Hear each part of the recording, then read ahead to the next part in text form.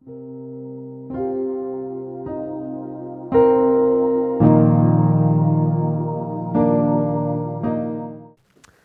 días, hermanos. Que la paz de nuestro Dios esté con todos nosotros. Agradecemos al Señor por la invitación de poder compartir su palabra.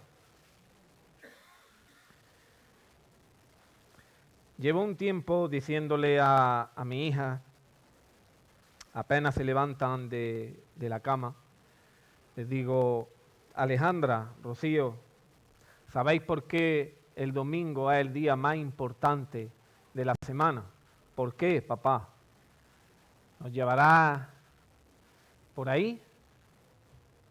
¿Nos llevará al parque? No. Hoy es el día más importante de la semana, porque Dios hablará a su pueblo.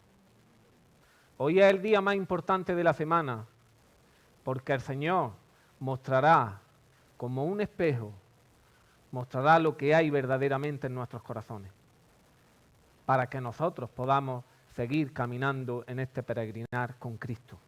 Amén. Hermanos, la palabra del Señor se encuentra hoy en el Evangelio de Marcos, en el capítulo 11, y vamos a estar leyendo en el capítulo 11 del versículo 12 al versículo 19.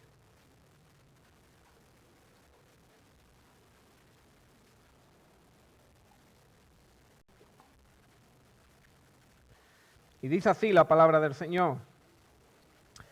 Al día siguiente, cuando salieron de Betania, tuvo hambre, y viendo de lejos una higuera que tenía hojas, fue a ver si tal vez hallaba en ella algo, pero cuando llegó a ella nada halló sino hojas, pues no era tiempo de higos. Entonces Jesús dijo a la higuera: nunca jamás coma nadie fruto de ti. Y lo oyeron sus discípulos.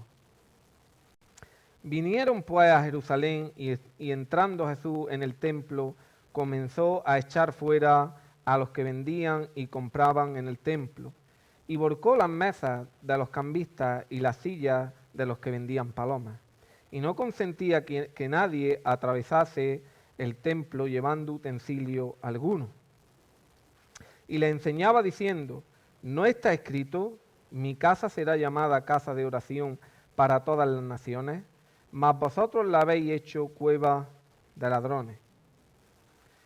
Y lo oyeron los escribas y los principales sacerdotes, y buscaban cómo matarle, porque le tenían miedo, por cuanto todo el pueblo estaba admirado de su doctrina. Pero al llegar la noche, Jesús salió de la ciudad, y pasando por la mañana, vieron que la higuera se había secado desde las raíces. Hasta aquí la palabra del Señor. Ponemos, hermanos, este tiempo delante del Señor para que Dios pueda ministrar nuestras vidas por medio de su santa y bendita palabra. Amén. Padre eterno de nuestro Señor Jesucristo, toda la gloria y toda la alabanza, Señor, es hoy dirigida para ti, para tu gloria, Señor. Señor, gracias por la muerte de tu Hijo, Señor, por esa resurrección bendita, Señor, que nos hizo renacer juntamente con Él. Gracias, Señor, por el Espíritu Santo, porque Él lleva a cabo toda la obra, Señor, y Él mostrará hoy cómo estamos delante de ti, Señor. Habla nuestras vidas, Señor. Trae oídos, Señor, que tu palabra pueda penetrar hasta lo más profundo de nuestros corazones. Señor, utiliza mi vida para tu pueblo, Señor, en el nombre de Jesús. Amén y amén. Hermanos, a lo largo de la historia se ha hablado mucho acerca de esta higuera tan famosa. ¿Qué quería Jesús mostrar por medio de esta higuera? ¿Por qué esperaba Jesús fruto si no era tiempo de fruto? Hermanos, la higuera es un árbol que aparece desde Génesis hasta Apocalipsis. La higuera podemos decir que formaba parte de las tierras de Israel, de la misma forma que el olivo forma parte de nuestra tierra, de Andalucía. ¿Y dónde quiero llegar con esto, hermano? Israel conocía a la perfección la higuera y por eso Jesús aquella mañana aprovecha la higuera para traer una enseñanza bien fuerte a los discípulos. Hermanos, recuerdo cuando yo era pequeño de escuchar a mi abuelo y a mi papá hablar sobre la higuera. Y cuando ellos hablaban sobre la higuera, lo hacían con respecto a la fortaleza tan grande, sobrenatural, de la higuera a la hora de morir. De hecho, existía antiguamente una norma a la hora de comprar una casa en mi pueblo.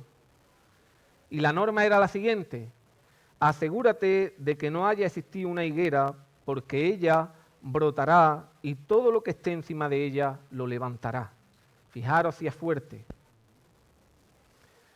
Quiero decirte también que en mi pueblo había hombres que ya no están, y ellos sabían cómo hacer que la higuera desapareciera para siempre.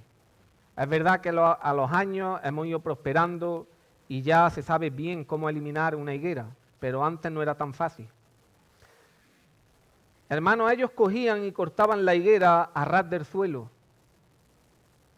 Hacían un hoyo y dentro de ese hoyo hincaban un clavo bien grande en un punto de la higuera y luego llenaban ese hoyo, lo llenaban de sal y la higuera desaparecía. Ahora, hermanos, quiero que, teniendo en mente el poder de la higuera, teniendo en mente lo difícil que era que desapareciera la higuera por su fortaleza, pasaremos a ver la enseñanza de Jesús. Cuando Jesús comienza su ministerio, hay algo que lo destaca en todos los sentidos, y es la maestría con la que él enseñaba en aquella época. La forma de enseñar nos enseña la palabra del Señor que era distinta a la de cualquier maestro, a la de cualquier rabino de aquella época. Jesús enseñaba de tal forma que hasta un niño o una niña como mi Rocío de 5 años se enteraba. Era una forma muy sencilla. Jesús solía utilizar como ejemplo las cosas con las que la gente se relacionaba. ¿Recordáis cómo él ponía como ejemplo el vino, la viña, el trigo, el agua, el pan, la tierra y los árboles? Por eso Jesús escoge esta higuera, para ponerla de ejemplo. Entonces, hermanos, llegamos a una conclusión. ¿Cuál es la enseñanza de la higuera? Jesús utiliza la higuera para enseñarle a los discípulos el corazón de su pueblo. Y esto lo descubrimos unos minutos más tarde en el templo. La imagen de la higuera nos enseña dos cosas acerca de su pueblo, que vamos a ver ahora.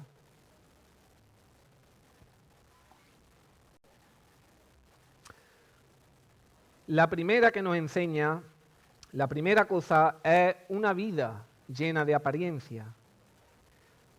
Yo imagino estar en aquel lugar, aquella mañana, cuando Jesús tiene hambre y los discípulos también, y ellos quieren desayunar, y aparece aquella higuera de lejos, grande, hermosa, verde en la mañana, y entonces dicen: vayamos a la higuera y comamos de aquella higuera. Pero hermanos, me lo imagino cuando ellos fueron a esa higuera y echarían para la derecha, no tiene fruto. Para la izquierda, tampoco tiene fruto. De frente, no tiene fruto. ¿Qué está ocurriendo aquí? Se meterían debajo, encontrando, y la higuera no tenía fruto. La higuera era una higuera solo de apariencia. Lo segundo que nos enseña la higuera es el poder sobrenatural de la religión operando en su pueblo. en el pueblo judío. La religión opera de tal forma que ella nunca muere. Es como la higuera. La religión nunca estará satisfecha hasta llevarte a probar el juicio de Dios. Tú intentarás por algún medio cortarla o por tus obras, pero así como aquella higuera, brotará rápido por cualquier parte y nunca morirá. Hermanos, la higuera era una representación exacta de cómo estaba viviendo el pueblo de Israel, cómo estaba el corazón de su pueblo. Pero hermanos, quiero recordaros que esto aconteció hace más de 2000 años, ¿verdad? Hace ya años. Pero la gran pena es que hoy sigue existiendo dentro de las iglesias, siguen existiendo corazones religiosos como el de esta higuera. Ahora, hermanos, quiero hacer una pregunta. ¿Cómo está nuestro corazón ante esta realidad? Hermanos, ¿será que llevamos años viniendo a este lugar y todo forma parte de un sueño? ¿Será que solo hay una fachada, igual que aquella higuera? ¿No se halla fruto ninguno en nuestras vidas? Hermanos, de aquí sale el título del sermón de hoy. El título que le he puesto al sermón es 4 señales religiosas, que estaremos viendo conforme vayamos caminando sobre el texto. Así que nos adentramos de lleno en el mensaje y vemos el versículo 15, que dice así: vinieron pues a Jerusalén y entrando Jesús en el templo, comenzó a echar fuera a los que vendían y compraban en el templo, y volcó las mesas de los cambistas y las sillas de los que vendían palomas. Y no consentía Jesús que nadie atravesase el templo llevando utensilio alguno. Vamos a ubicarnos en el contexto de lo que allí está ocurriendo. Hermanos, es un momento súper importante, se va a celebrar la fiesta más importante del pueblo de Israel, una de las fiestas que se estableció por el mismo Dios cuando Dios sacó al pueblo de Egipto, y esta fiesta es la Pascua, que se celebra una vez al año, y todo judío que estaba fuera, bien fuera por trabajo, por cualquier circunstancia, fuera del país, venía a cumplir con ese mandato, ese mandamiento del Señor, que se encuentra en Éxodo 12:24. Dice así: guardaréis esto por estatuto para vosotros y para vuestros hijos para siempre. ¿Qué se hacía en esta fiesta? Se sacrificaba un animal como sustituto por los pecados de cada familia, de cada hogar. Ahora, hermanos, teniendo esta fiesta en mente, entenderemos mejor el comportamiento de Jesús con aquellas personas que estaban dentro del templo. Versículo 15. Entrando Jesús en el templo, comenzó a echarlo fuera a toda la gente que vendían. Hermanos, tenemos la obligación de preguntarnos por qué Jesús actuó de esa forma. ¿Por qué Jesús echó fuera a las personas y no quería que allí se vendiera nada? Bien, hermanos, allí había gente responsable como el sumo sacerdote, ancianos, escribas, fariseos. Ellos, toda esta camarilla, habían convertido el templo del Señor en un negocio puro y duro. Y esto es lo que nos dará paso a la primera señal religiosa de ellos. Porque la primera señal religiosa es cuando mentimos para nuestro beneficio sin tomar en cuenta a Dios. Allí en aquel momento, dentro del templo, se habían montado 2 tipos de negocio con el fin de tener ganancias deshonestas. Por un lado tenemos un mercadillo tipo polígono, como lo hay hoy aquí en Granada, pero con distintos géneros, no es ropa ni zapatos. El género que se estaba utilizando allí era animales y aves sin defecto para ese día, para el sacrificio. Pero, hermanos, ¿dónde encontramos aquí el daño? ¿Dónde está aquí el daño de estas personas?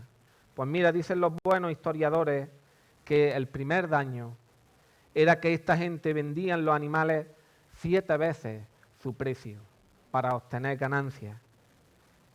Lo segundo es que a la hora de inspeccionar los animales para ver si tenían defectos o no, hermanos, ahí engañaban también.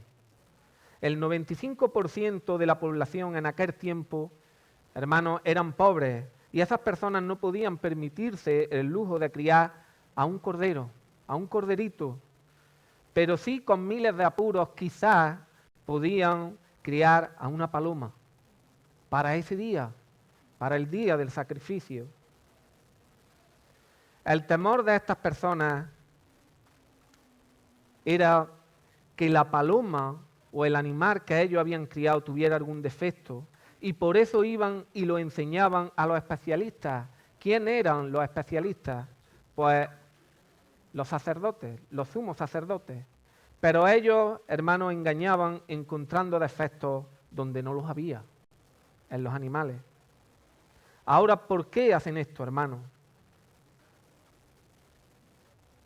Lo hacían para que los animales se los compraran a ellos. Si a ellos inspeccionaban un animal, les decía, a ver, el animal, este tiene defectos, este no puede ser un sacrificio agradable para el Señor. Pero mira, vea que es puesto, que ese puesto formaba parte de su familia, vea que, y en aquel puesto sí encontrará un animal que esté correcto para el sacrificio. Ahora, hermanos, esta gente se olvidó completamente de lo que significa la compasión por las personas que no tenían ni para comer. Se olvidaron de la compasión del huérfano, de la viuda, que Dios siempre mandó a ellos que cuidaran de estas personas. Por otro lado, hermanos, tenemos otro puesto montado, y este puesto es de los cambistas. Los cambistas eran un tipo de banco que estaban ahí para el cambio de moneda, para las personas, para los peregrinos que venían de fuera con monedas distintas a las de ellos, poder hacerle el intercambio de monedas, como aquí muchas veces lo podemos hacer en un banco, el intercambio de monedas. Pero había una diferencia, y es que ellos al cambio de moneda siempre ganaban, ellos nunca perdían.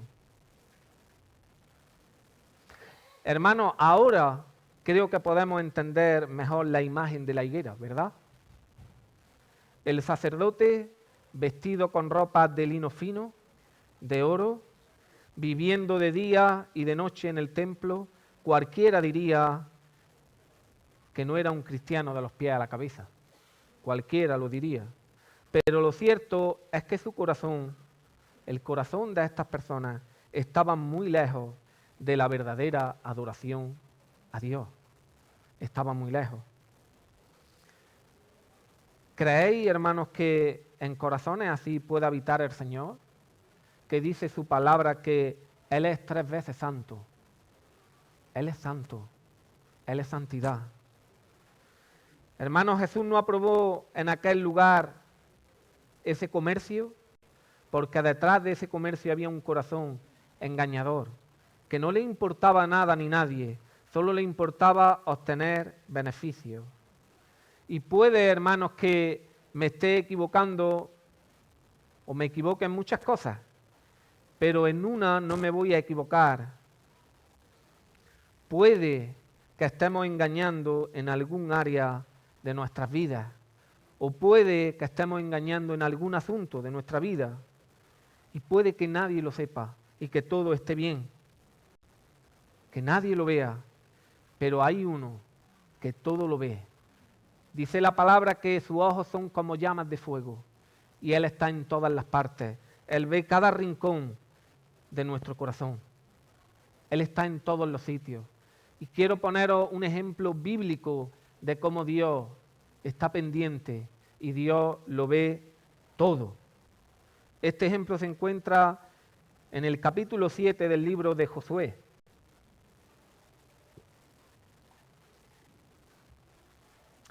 Aquí, hermanos, nos encontramos con el pecado de Acán. ¿Cuál fue este pecado tan famoso que hizo Acán? Pues hermanos, Acán pecó contra Dios. En plena guerra contra los enemigos encontró, dice la palabra del Señor, un manto babilónico, 200 ciclos de plata y un lingote de oro, y dice la palabra del Señor que lo robó. Desconozco plenamente las faltas que pudiese tener Acán en aquel momento o las necesidades que podía tener su familia. Pero lo cierto, hermano, es que Acán quería vivir mejor, él y su familia. Y dice la palabra del Señor que lo escondió.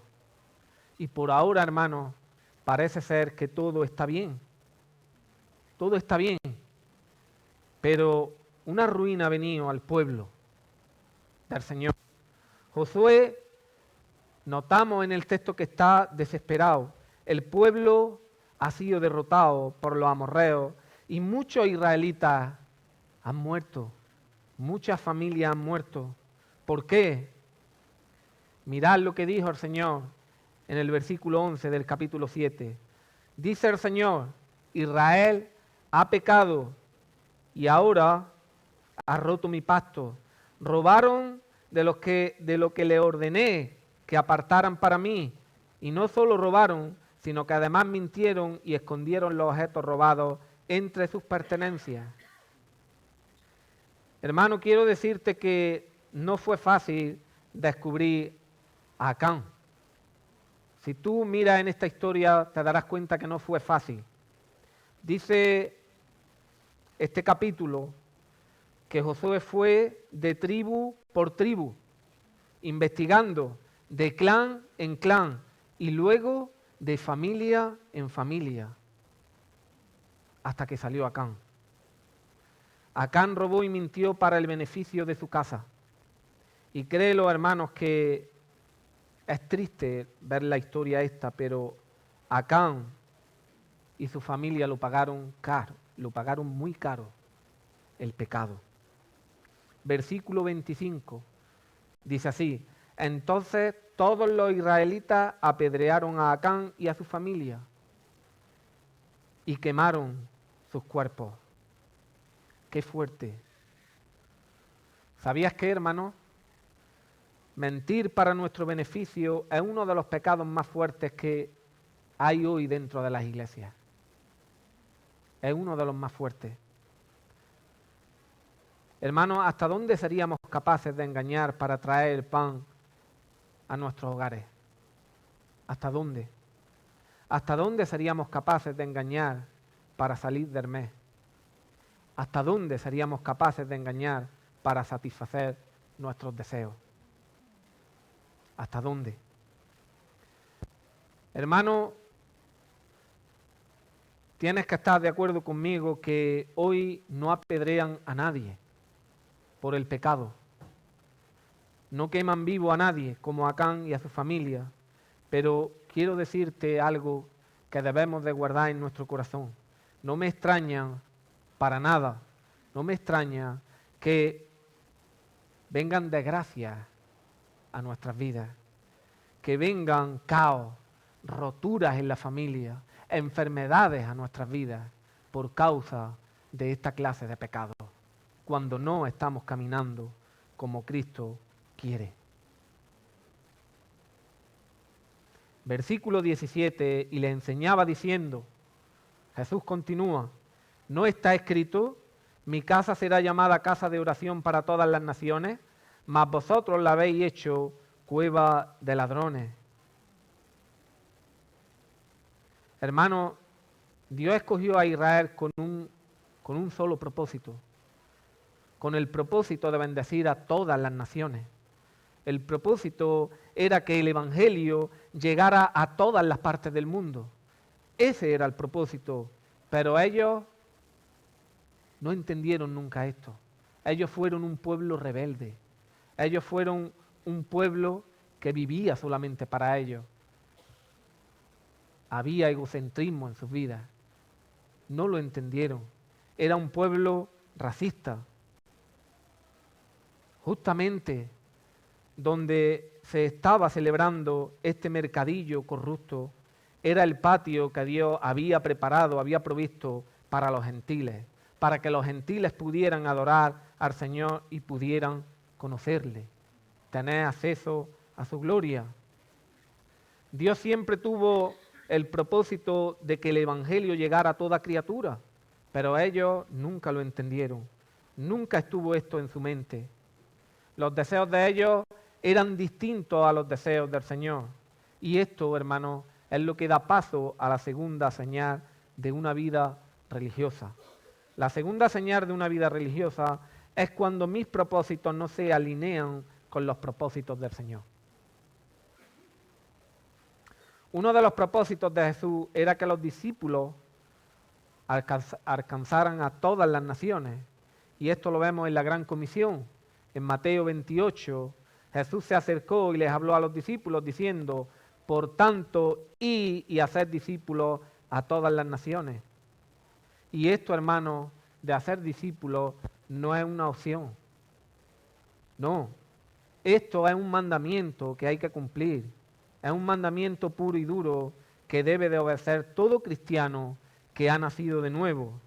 Este amor por alcanzar a todas las naciones, de alcanzar a nuestra familia, a mis vecinos, amigos, y de alcanzar a esta ciudad, a Granada, nace de un corazón que ha sido totalmente transformado por Jesús.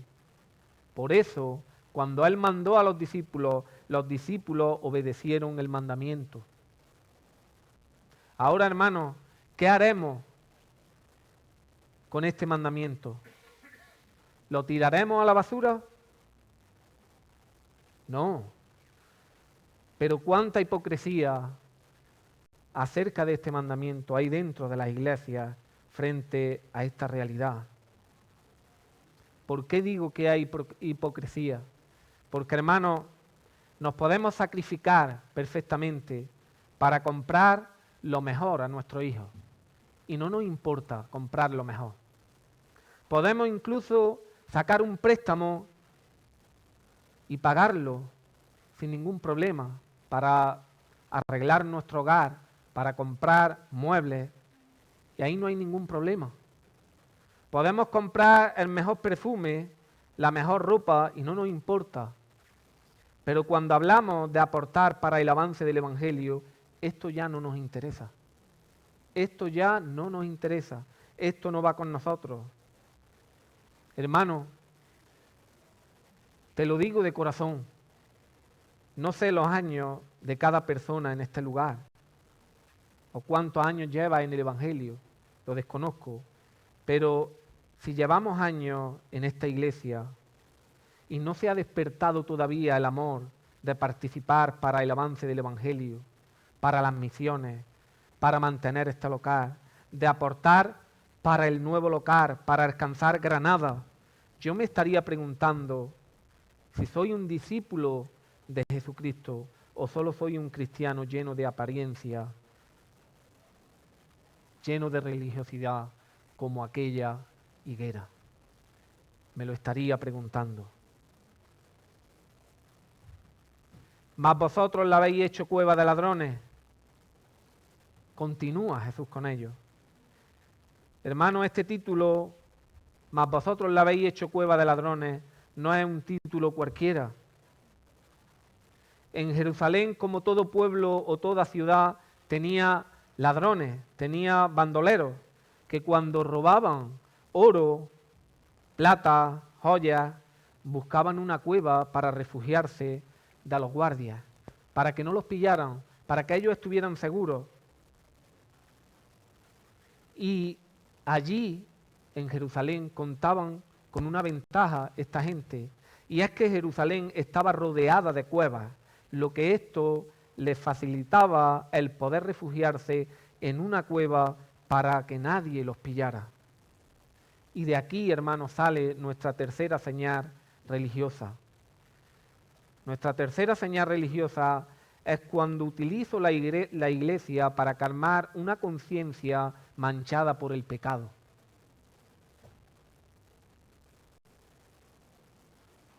Jesús lo que hace aquí, bien, pon atención, hermano, Jesús lo que hace es que pone al sumo sacerdote y a su familia como ejemplo de ladrones escondiéndose, en vez de en una cueva, escondiéndose en el templo. El templo lo pone como ejemplo de cueva. Pero ¿qué quería enseñar Jesús con este ejemplo de la cueva? Jesús quería enseñar que el sacerdote, los ancianos y su familia eran personas que durante la semana vivían mintiendo para su beneficio. Tenían ídolos como el amor al dinero. Durante toda la semana alimentaban todo apetito de la carne. Pero ¿cuál era aquí la sorpresa? La sorpresa viene aquí. Para calmar una conciencia llena de pecado, llena de culpa, lo hacían yendo el domingo al templo a adorar al Señor, a sacrificar animales. Y no solamente hacían eso, intercedían por los pecados de los demás. Pero hermano, todo era fachada. Todo era un perdón superficial. ¿Y cómo sabemos que era superficial?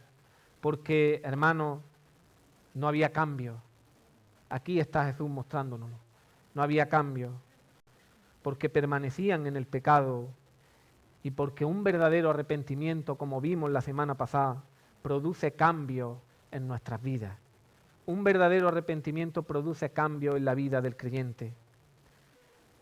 ¿Cuánta religión había, hermano, en el pasado? ¿Y cuánta religión sigue habiendo hoy dentro de las iglesias? Recuerdo, hermano, a un hombre que quiso agradar al Señor por medio de un sacrificio y se equivocó. Este hombre fue Saúl. Primera de Samuel 15:22. El profeta Samuel le dijo a Saúl: Saúl, ¿qué es lo que más le agrada al Señor? ¿Tus ofrendas quemadas y sacrificios o que obedezcas a su voz? Y le dice en voz alta: escucha, Saúl, la obediencia es mejor que el sacrificio. Saúl había desobedecido el mandamiento del Señor. ¿Cuál fue el mandamiento del Señor? Capítulo 15, versículo 3. El Señor le dijo: ve ahora y destruye por completo a toda la nación amalecita, hombres, mujeres, niños recién nacidos, ganado, ovejas, cabras, camellos y burros. Pero Saúl desobedeció el mandamiento. Sus ojos fueron engordados al ver la calidad de los animales que aquella gente tenía y decidió quedarse con ellos. Y fijaros lo que dice la palabra. Hermano, ¿qué hizo Saúl? Desobedeció. Y para calmar el pecado, para calmar una conciencia manchada, dijo entre sí: ofreceré el mejor animal para que mi Dios se ponga contento y lo pueda arreglar todo con él. Pero no. El profeta le enseñó a Saúl que no. Saúl, las cosas no funcionan así. Las cosas no funcionan así. Dios no quiere a esos animales. Dios quiere y demanda de nuestras vidas obediencia. Hermano, hoy el Señor demanda de nuestras vidas lo mismo. El Señor no quiere que vivamos durante la semana como incrédulos y que luego vengamos a calmar nuestra conciencia o conciencia sucia viniendo el domingo a este lugar, a la iglesia. No. Digo yo, hermanos, qué pena le daría al Señor si yo, Alex, que no se pierda un altar familiar, que no se pierda un domingo de culto, no se pierda un estudio, no se pierda una oración, pero que todavía no haya un corazón entregado a Cristo y que todo lo que él aprende lo ponga en práctica. Que todo lo que escucha lo atesore en el corazón y lo ponga en práctica. Hermanos, vamos a decir la verdad y no mintamos. ¿Acaso no me iría yo al infierno Si hago todas estas cosas y en mi vida no se halla obediencia, toda mi vida es una mentira. ¿Acaso no me iría al infierno? ¿No sería, hermanos, como el joven rico, este joven criado en el Evangelio? Seguro que este joven estaba el primero cada domingo en la sinagoga. Seguro que para ofrendar estaba el primero. Seguro que cuando había alguien necesitado era el primero en ayudar. Hasta Jesús vemos en este pasaje que se sorprendió de la teología que tenía este muchacho tan grande, porque conocía toda la ley. Pero Jesús le dijo, te falta algo, muchacho, te falta algo. Vende todo lo que tienes y dáselo a los pobres. Y ahí es cuando este muchacho, dice la palabra, que se sintió triste y abandonó a Jesús. Abandonó a Jesús. Qué pena, hermano, y qué tristeza que llevando 10, 15, 20, 30, 40 años de evangelio y que nos vayamos al infierno. Qué pena. Porque toda la vida de este joven fue solo una apariencia y fue pura religión. ¿De qué le servía esa teología tan grande si no la ponía en práctica? Cuando Jesús le dice, entrégame tu corazón, él le dice que no. Hermanos, no será suficiente llevar nuestra Biblia bajo el brazo si ella no está atesorada en nuestro corazón. Eso no será suficiente. Pero fijaros lo que ocurre en este escenario cuando unos hombres escucharon hablar así a Jesús. Verso 18. Y lo oyeron los escribas y los principales sacerdotes y buscaban cómo matarle. ¿Habéis oído bien? Buscaban cómo matarle, porque Jesús les dijo la verdad. Y de aquí sale la cuarta y última señal religiosa. ¿Cuál es? Es cuando endurecemos el corazón ante la realidad del pecado. Esa es la cuarta señal religiosa. Hermanos, Jesús les mostró el pecado y la lógica es que ellos tenían que haberse arrepentido de sus pecados. Tenían que haberse arrepentido de engañar, de amar al dinero más que a Dios, de no mostrar interés por las otras naciones y tantas cosas. Pero la exhortación de Jesús causó un efecto rebote en la vida de ellos. Vemos que Jesús, al mostrarle su pecado, sus corazones fueron endurecidos por las palabras de Jesús. Y querida iglesia, quiero decirte una verdad grande. Dos efectos van a existir cuando nos pongamos cada domingo frente a la palabra del Señor, en nuestro corazón, en nuestra vida. Van a ocurrir dos cosas, o una u otra. O la palabra termina ablandando nuestros corazones, o la palabra terminará endureciendo nuestros corazones más que lo hizo con Faraón. Esto es el efecto de la palabra en nuestras vidas si nuestra vida no cambia.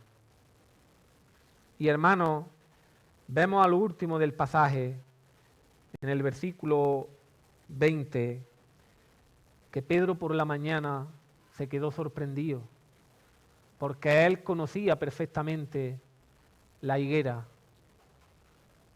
Sabía que una higuera no se podía sacar de la noche a la mañana, era un proceso. Y cuando la vio le dijo, maestro, mira la higuera. Se quedó sorprendido, la higuera se había secado. ¡Qué imagen más grande! El juicio de Cristo cayó sobre aquella higuera y se secó. Ese fue el juicio. Hermanos, no demos la espalda a esta realidad, porque la ira y el juicio caerán sobre todo hijo que sea desobediente. El juicio llegará y no tardará. Qué terrible será ese día. Qué terrible. Pero hermano, no me puedo ir sin decirte algo. Y es que tengo una buena noticia para la iglesia. hay juicio, pero hay esperanza. Hay esperanza. Hoy hay esperanza. ¿Por qué hay esperanza? Porque la sangre de Cristo está dispuesta a limpiar el templo. La sangre de Cristo vertida en la cruz del Calvario está dispuesta a limpiar el templo. Y hoy el templo, hermanos, no es aquel, el templo de Salomón, donde entró Jesús, no. Hoy el templo no es este local, tampoco. Hoy el templo somos nosotros. Y Cristo quiere ordenar lo que está desordenado. Cristo quiere ordenar lo que está desordenado, hermano. Yo ayer por la tarde exponía este texto a mi hija y decía, Señor, ¿de qué forma lo hago que sea más sencillo? Y recordé, hermano, que fui a la casa de unos abuelillos, ¿no? Y mi Rocío, que quiere venir conmigo siempre, papá, a todas las partes, papá, yo quiero ir contigo. Bueno, venga. Tenía que hacerle presupuesto de pintar a esta familia. Y cuando entremos, a los 5 minutos, Rocío se quiso salir de la casa. Yo ya sabía más o menos por lo que ella se quería salir. Y la verdad, hermano, eran unos abuelillos, estaban un poco dejados y la casa estaba en mal estado. Estaba sucia. Luego yo hablé con ella y ella me dijo, papá, es que la casa olía fatal. Pues ayer le recordé esta historia. Le dije que en nuestro corazón, allá donde está habitando Cristo, nuestro corazón debe de ser un corazón lleno de obediencia, porque en nuestra casa, si no hay obediencia, donde está habitando Dios, está sucia por el pecado, huele mal. Y ellas lo entendieron. Huele mal. Nuestra casa debe de estar limpia y pura, porque como hemos dicho o como hemos visto, Dios, Él es santo y Él no permite, hermano, que estemos llenos de pecado. Pero quiero decirte algo. Pero ¿cuál será tu respuesta ante esta realidad? ¿Cuál será tu respuesta? ¿Quitar a Jesús de en medio, matándolo como aquellos religiosos? ¿O abrazar la cruz de Jesús? ¿Cuál será nuestra respuesta? ¿Cuál será? Recuerdo ese encuentro de la mujer samaritana con Jesús, cuando a Jesús le presentó su pecado con mucho amor, con mucha astucia, le presentó el estado de su corazón, le estaba presentando y le estaba diciendo, mira, tu casa está sucia. Tu casa está sucia. Pero hermano, hay una diferencia de esta mujer a estos hombres religiosos. Ella fue humilde. Ella se humilló ante los pies de Cristo. Y dijo, sí, mi casa está sucia. Te necesito a ti. Limpia mi casa, Señor. Límpiala, porque solo tú puedes hacerlo. Cuando Jesús viene y mira nuestras vidas, hermano, Él las transforma. Él es capaz de limpiar el templo, nuestra casa. Él no habitará en una casa sucia. Así que, hermano, Dios nos ayude como iglesia a tener un corazón humilde, humillado ante la cruz de Jesús. Pidamos que Él pueda limpiar nuestra casa. Lo necesitamos. Señor, gracias, Padre, por tu palabra, Señor. Gracias, Padre, por tu verdad.